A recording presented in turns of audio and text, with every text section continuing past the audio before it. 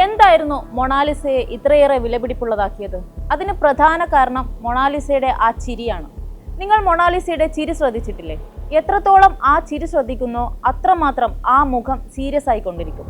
ഇനി കണ്ണുകളിലേക്ക് കോൺസെൻട്രേറ്റ് ചെയ്താലോ ആ ചിരി കൂടുതൽ ഭംഗിയുള്ളതായിട്ട് തോന്നും.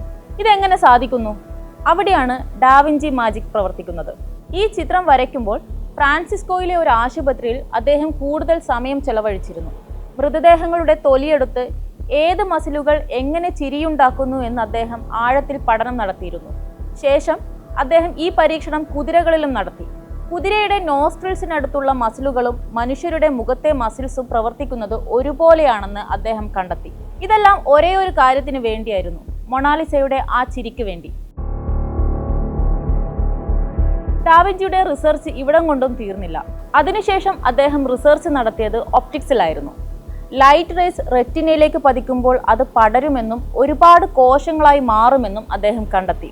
റെറ്റിനയുടെ ബാക്കി ഭാഗം black and white vision capture ചെയ്യുമെന്ന് മനസ്സിലാക്കിയ അദ്ദേഹം ഏത് രീതിയിൽ നോക്കിയാലും മൊണാലിസയുടെ ചിരി അതുപോലെ തന്നെ കാണുന്നവർക്ക് ലഭിക്കാൻ പെയിന്റിങ്ങിനെ പ്രാപ്തമാക്കി. മൊണാലിസയുടെ ചുണ്ടുകൾ ഒരു സ്ട്രെയിറ്റ് ലൈനിന്റെ മെഷർമെന്റിലാണ് ചെയ്തിരിക്കുന്നത്.